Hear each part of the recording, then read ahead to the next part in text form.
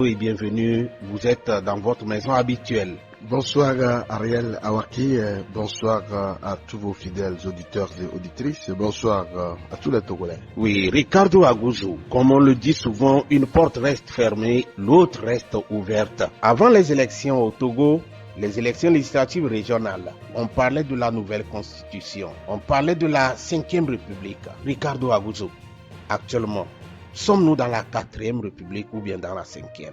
Vous posez une très belle question. Et ça peut être un sujet de droit pour des étudiants peut-être dans la faculté de droit. J'ai vu circuler sur les réseaux sociaux une preuve comme ça au Bénin. Ça m'a fait rire. Bien, il faut savoir que nous sommes dans une situation un peu confuse. Ayons la responsabilité en tant que citoyens de dire les choses telles qu'elles sont. Il ne faut pas dire les choses pour plaire aux gens. Vous savez, un citoyen pris isolement comme moi, Ricardo Agouzou, mais je peux dire que je suis dans la 4e République. Oui. Parce que Oui, pourquoi? je ne suis pas consulté sur une quelconque modification. Et encore grave, sur un changement total de la Constitution. Alors que les dispositions de la Constitution de la 4e République disent que j'ai le droit de me prononcer sur la façon dont on doit me gouverner. Quand on parle de République, quand on parle de régime, c'est le mode de gouvernance choisi. Oui. Vous n'avez pas été consulté en tant que qui? En tant que citoyen. Comment se fait cette consultation citoyenne? Mais la consultation se fait, c'est très simple. Il y a ce qu'on appelle le référendum. Le référendum, c'est une consultation populaire. C'est ce qui a été fait en 92. Vous avez écouté Feu Yadema, paix à son âme. Mais il dit que la constitution, ce n'est pas pour lui. Le mode de gouvernance, ça ne lui appartient pas de décider. Il appartient au peuple de décider. Donc, on soumet la constitution au peuple. Et il revient au peuple de dire oui ou non. Monsieur Ariel, ce n'est même pas une modification de la constitution. Que les gens soient sincères envers eux-mêmes. Ceux qui disent qu'il est dit dans la Constitution que l'initiative de la Constitution revient au chef de l'État ou à un 5e de députés, ils mentent.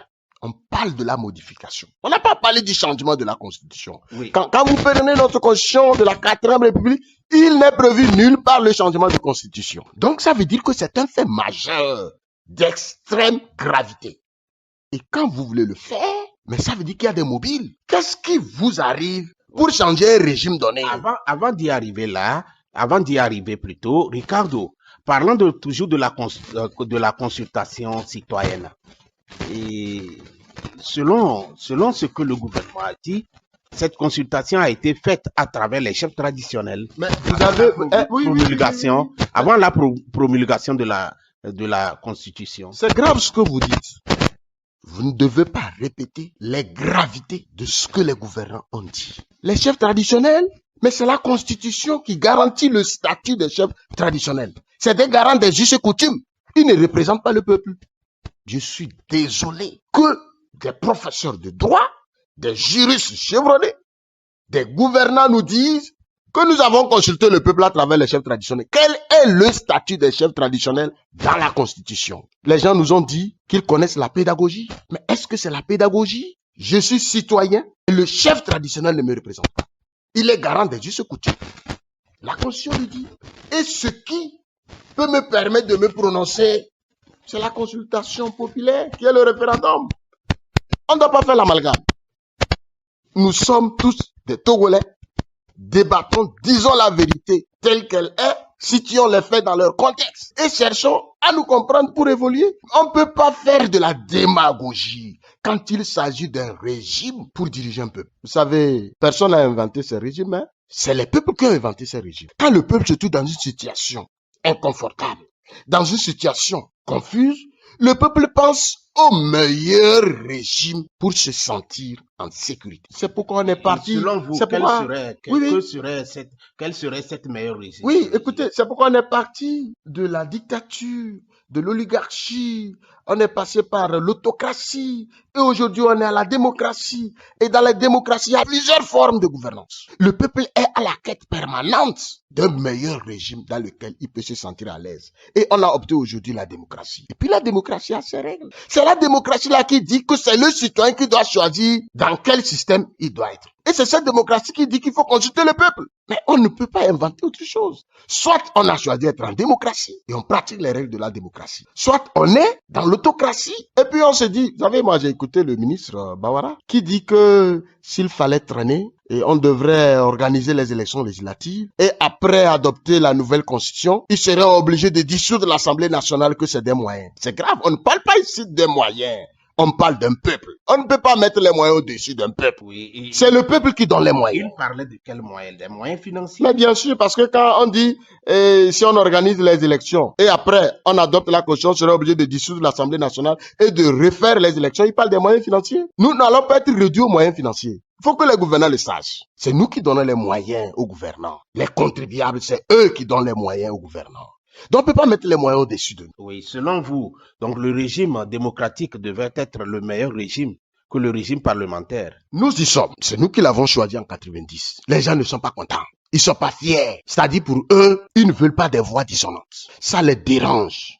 Vous savez, suivez leur comportement. Vous allez comprendre que je ne vais même pas aller dans les... Je ne vais pas planer. Prenons les choses concrètes. Je reviens encore sur le ministre Bawara. Dans sa dernière sortie sur New World, il dit que la constitution de 92 n'a jamais été consensuelle. Cette constitution a été imposée parce qu'il y avait une situation de crise. C'est une preuve que depuis cette constitution de 92, les gens n'ont jamais été d'accord. Et ils ont toujours guetté des situations pour changer cette constitution. La preuve en 2002, quand l'opposition a boycotté les élections, première chose à faire, c'est de modifier la Constitution. En 2018, l'opposition a boycotté. La première des choses, c'est de modifier la Constitution. Mais en 2024, on voit toute l'opposition unie aller à ces élections. Mais on se dit, attention, si on ne le fait pas avant, on risque de ne pas pouvoir le faire. Donc, il faut toujours guetter l'absence de cette opposition pour charcuter la Constitution. Parce qu'on n'est pas d'accord. C'est pourquoi j'ai dit que depuis cette démocratie en 90, les gens ne sont pas à l'aise. Pour eux, le meilleur régime dans lequel ils se sentent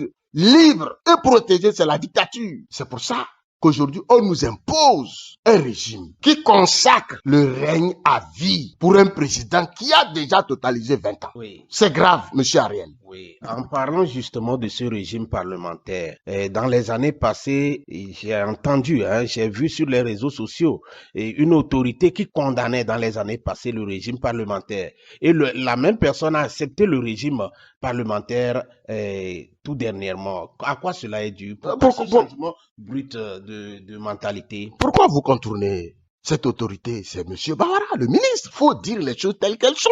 Nous avons besoin de faire l'histoire pour nos enfants. La même question lui a été posée sur New World. J'ai compté les minutes, plus de 5 minutes. Le ministre n'a pas pu répondre. D'abord, il lui a été posé la question. Qu'est-ce qui a motivé le changement de régime? J'ai aussi calculé plus de 15 minutes. Le journaliste a laissé passer 15 minutes d'explication sans rien dire. Donc, il faut comprendre que quand les gens sont dans une situation, ils applaudissent. Quand la situation change, ça ne les arrange pas, ils dénoncent. Aujourd'hui, c'est ce que les gens nous font croire. Tu n'as pas vu des gens applaudir que non, dans cette nouvelle constitution, on a dit que c'est un mandat unique de 6 ans et que donc le président de la République ne peut plus s'imposer au peuple comme on a l'habitude de dire. Ils ont brandi ça. Mais c'était la constitution adoptée au Parlement. Quand on a demandé la relecture, aujourd'hui c'est 4 ans renouvelable une fois. Cette chanson, cette façon de se glorifier, ils vont encore se glorifier, c'est les mêmes. Mais les gens ne peuvent pas penser qu'un État c'est un jeu. Ils doivent faire attention. Nous, parfois ils voient le peuple se taire, ils croient que le peuple est con, ils croient que le peuple dort. C'est faux. Et puis vous savez, ce qui est regrettable, il y a un étudiant à qui j'ai dit, j'ai toujours donné l'exemple d'un professeur de droit. Il est tel, puisque le professeur, il m'a enseigné. Je l'apprécie chez l'étudiant. Mais dans cette constitution, l'étudiant m'a demandé, est-ce que c'est de lui que je parlais? J'ai nié, j'ai dit non, c'est pas lui. Pourquoi mon ami? Vous avez nié? Oui, non, je vais nier. Pourquoi? Tu peux pas apprécier quelqu'un et le voir dans une situation pareille. C'est-à-dire, il faisait donc le contraire de ce qu'il nous a enseigné dans la vie.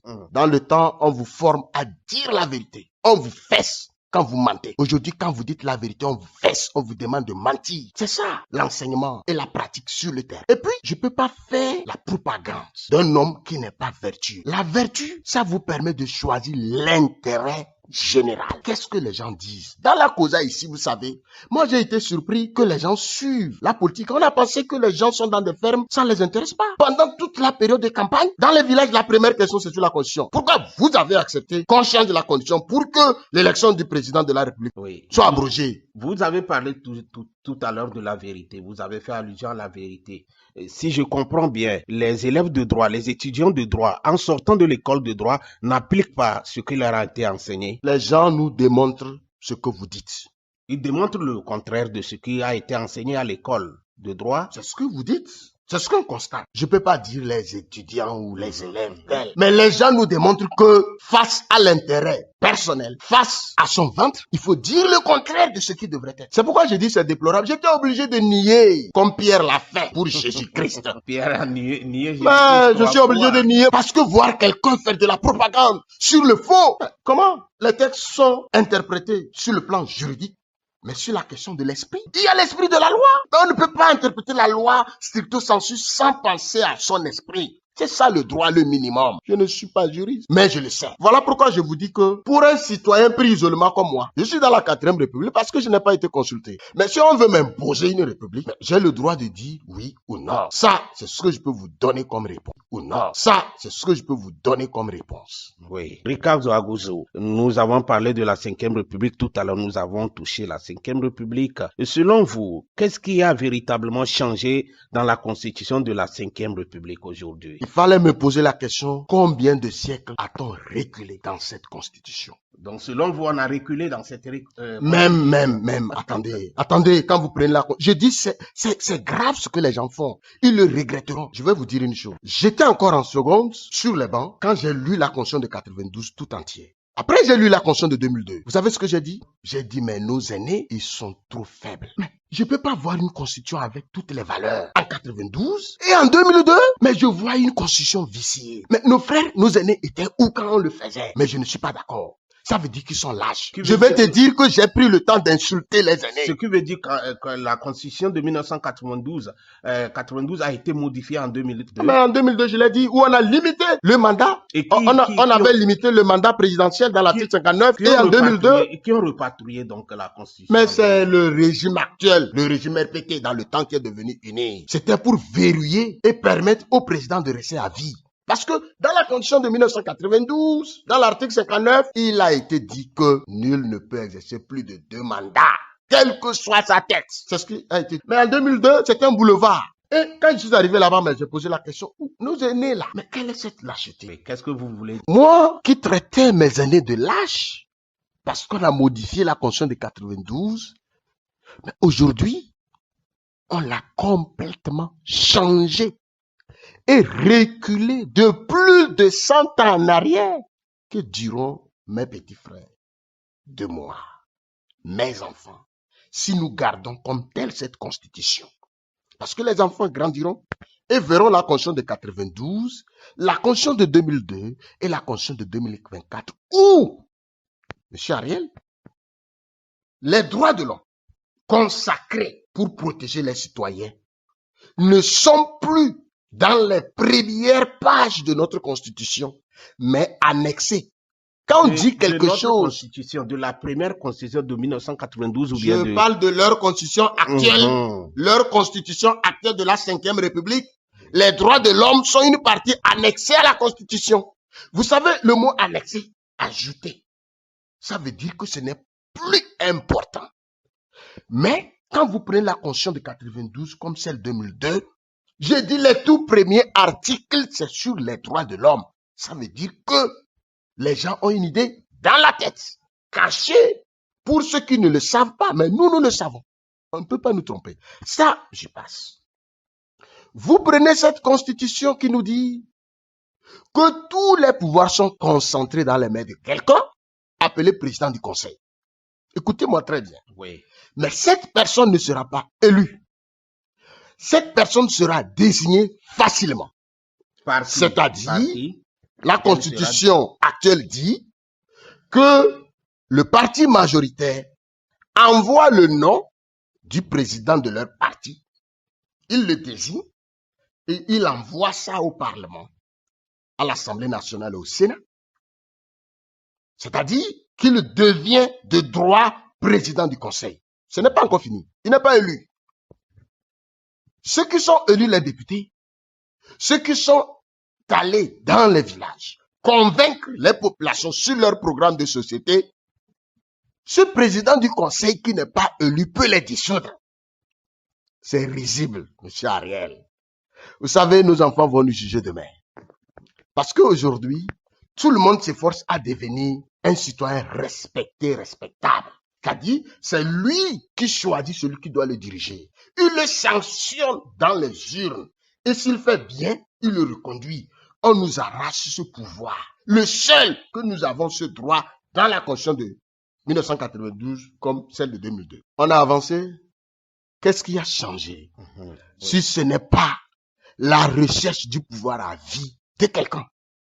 Une constitution taillée sur mesure, parce que les gens veulent coudre un habit pour un homme. Ils vont aller lire ailleurs pour voir qu'il y a un régime dans lequel le chef du parti vient se réfugier derrière les élus, qui sont les députés. Donc, si je comprends bien, il n'y a pas un avantage dans cette 5e République. Non, mais si vous avez vu... Les gens sont à la course d'un pouvoir éternel. Mais si vous avez un avantage, dites-le. Nous l'avons lu, la Constitution, elle a été rendue publique à la rentrée parlementaire. C'est le jour-là qu'on a rendu publique cette Constitution. Et on demande à ces députés qu'ils travailleront sur cette Constitution qu'ils n'ont pas vue, dont ils n'ont pas le contenu. Oui. Donc, vous comprenez que... Est-ce que jusqu'alors, le test de la Constitution a été fait? Mais cette Constitution est publique. Moi, je l'ai lu autant de fois. Vous savez, j'ai toujours mené une lutte. Vous allez sur toutes mes pages. J'ai toujours réclamé, puisque la Constitution de 1992 a demandé la déclaration des biens de nos autorités. Depuis 1992 jusqu'à ce jour, personne n'a osé déclarer ses biens. J'ai fait cette lutte. Par des messages, des communiqués, je pousse des choses pour mettre la pression pour que les gens arrivent à déclarer leurs biens. Parce que ce qui se passe dans notre pays, c'est les détournements qui nous tuent. Nous sommes extrêmement riches. Oui. Donc, la déclaration de biens va limiter les détournements. Oui, Ricardo, personne, non, je continue. Personne n'a osé le faire. C'est à partir de 2019 que des textes d'application ont été pris. Il fallait faire une tournée en pompe avec notre argent pour sensibiliser encore des gens pour déclarer leurs biens. J'ai posé la question, a-t-on besoin encore d'une sensibilisation? On dit, tu es dirigeant, déclare tes biens. On a fait toutes ces dépenses. Personne n'a déclaré ses biens. Aujourd'hui, vous comprenez où les gens veulent aller. Non, on n'est pas dupes. On crée des institutions comme Apucia contre la corruption. Cette même institution nous dit qu'elle a arrêté des gens et qui payent secrètement. C'est-à-dire, on ne sait pas ce que ces gens ont volé. Mais ces gens payent secrètement à qui vole, qui paye à qui. Ce qui veut dire qu'il y a un condom là-bas. Oui, mec, c'est clair. Aujourd'hui, ça veut dire qu'on peut nager dans l'impunité. On peut nager dans le vol. Il y a une partie de cette constitution de 1992, de 2002, qui nous donne le pouvoir, vous, Ariel et moi, de s'opposer à toute forme de coup d'État. Que ce soit un coup d'État militaire ou constitutionnel. L'article 150 nous donne le droit de s'opposer à toute autorité illégitime qui perpétue ce coup d'État. Et d'abord, le coup d'État est qualifié d'un crime imprescriptible. Cette partie a été sautée. Dis-moi, ce qui peut être bien dans cette constitution, à part nous mélanger les pédales sur les institutions. Ce qui veut dire que le peuple n'aura plus l'autorité. Le peuple n'existe même pas. On ne peut pas réduire un peuple aux simples électeurs. C'est comme ça qu'il faut comprendre. Vous êtes réduit juste à aller élire des députés et qui vont aller faire tout en votre nom sans vous rendre compte. C'est ça qu'il faut comprendre. Nous ne sommes plus peuple, nous sommes des simples électeurs. Vous allez l'accepter? Oui. Est-ce que moi je vais l'accepter? Monsieur Ricardo. Il nous revient de répondre. Monsieur Ricardo, vous avez dit tout à l'heure que nos enfants nous jugeront en ce qui concerne cette constitution. Mais les enfants connaîtront les auteurs. Oui, pourquoi vous Nous allons faire notre histoire pour que les enfants sachent. Pourquoi vous rejetez catégoriquement cette constitution, Ricardo? Mais je dis que je ne suis pas consulté. Elle ne reflète en rien notre avenir. Les gens nous ont brandi ici que c'est pour redresser aujourd'hui l'économie.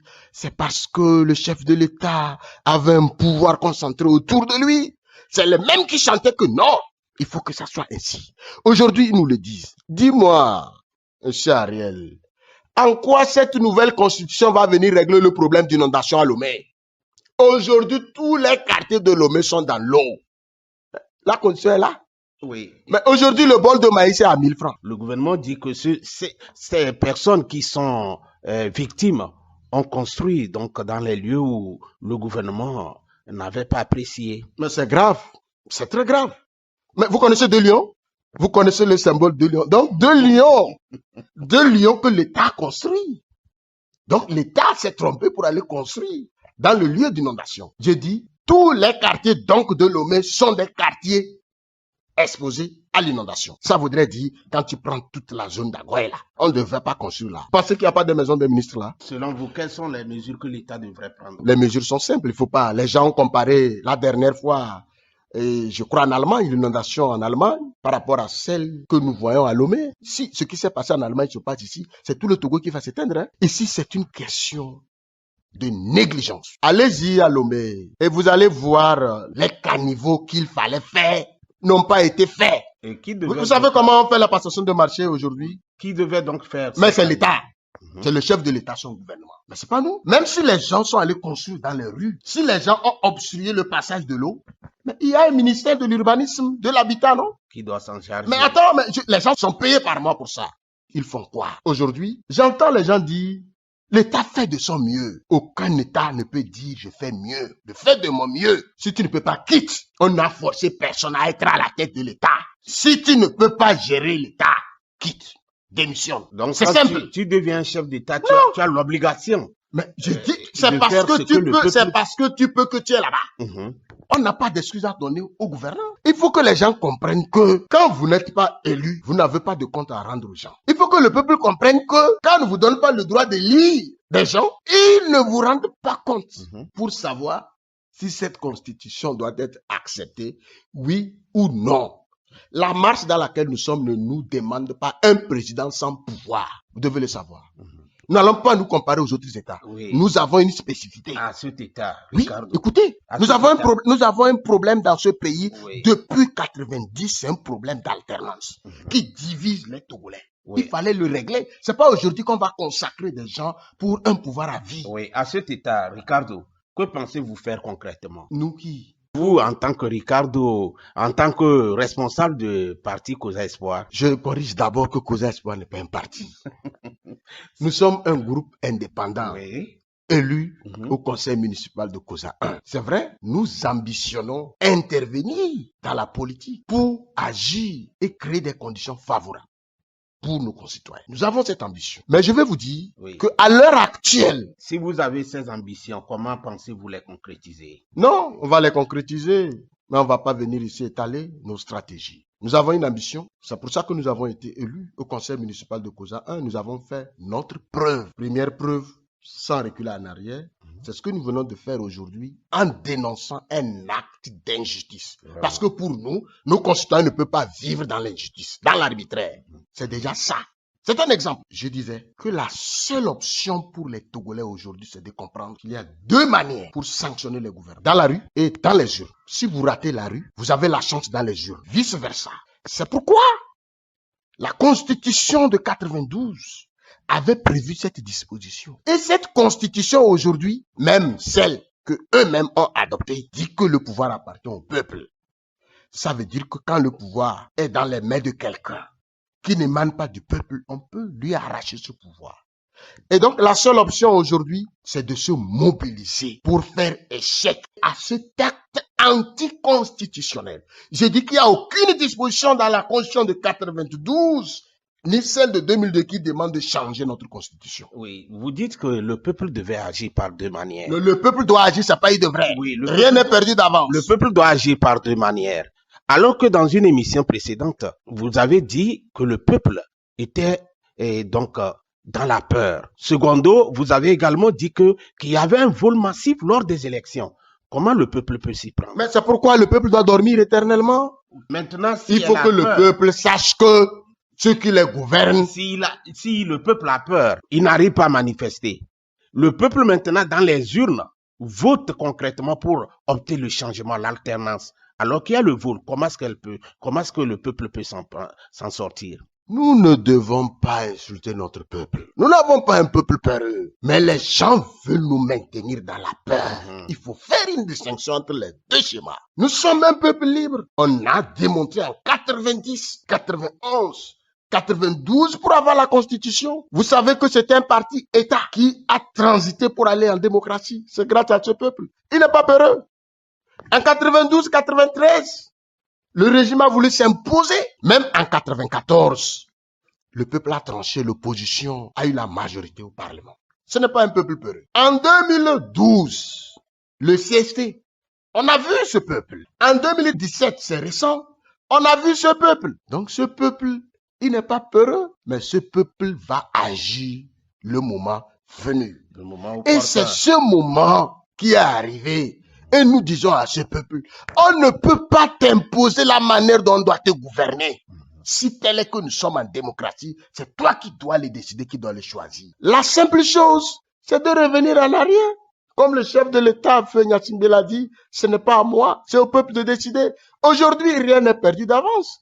On peut se dire, face au blocage. Et vous savez qu'il y a un blocage. Tout ce gouvernement a nié pendant longtemps qu'il n'y a pas de crise politique. Même en 2017, ils ont toujours nié qu'il n'y a pas de crise politique. Mais le ministre Babara dit la dernière fois que depuis 92, le peuple togolais vit toujours dans une crise. Oui. dont il faut arrêter. Et qu'est-ce que vous appelez par crise politique? Mais la crise politique, c'est la situation qui désunit les gouvernants et les gouvernés, qui ne s'entendent jamais sur le minimum. C'est ça une crise. Et ce qui est la pomme de discorde, c'est l'alternance.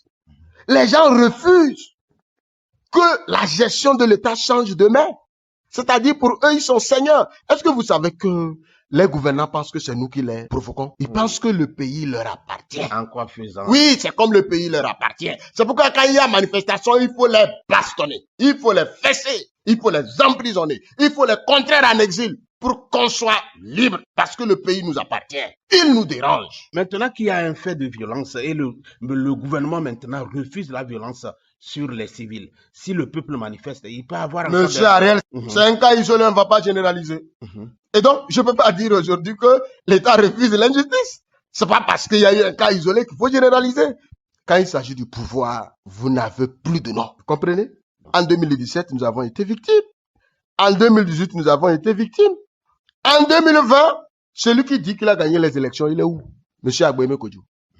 Avant l'exil et après la mort. On est d'accord? La dernière fois, 2024, pour ces élections, à Dakpen, monsieur Targon, qui dit qu'il a gagné? Les jeunes se sont mis debout. Il est où? Porté disparu.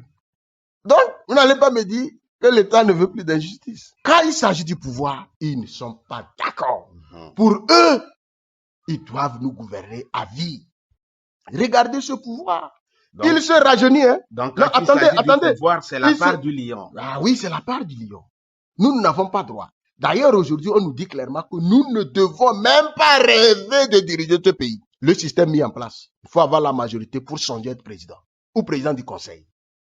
Et c'est pour ça que les élections ont été une exception dans l'histoire du Togo. Même au temps de Yadema, quand on parlait de la plus forte dictature, on n'a jamais eu ce score à la soviétique. Où sur 113 députés, l'opposition est sortie qu'avec 5 députés. Quand il y avait la crise de 90, 91, 92, 93, aux élections de 94, le feu Yadema a compris qu'il est contesté, il a laissé faire. Et les résultats, c'était une évidence que le peuple n'est pas d'accord. L'opposition a gagné. Mais cette fois-ci, malgré cette contestation, malgré l'État qui est pire, les gens s'en ont sorti. Donc, il faut comprendre que cette situation-là, je me résume, il n'y a pas de choix.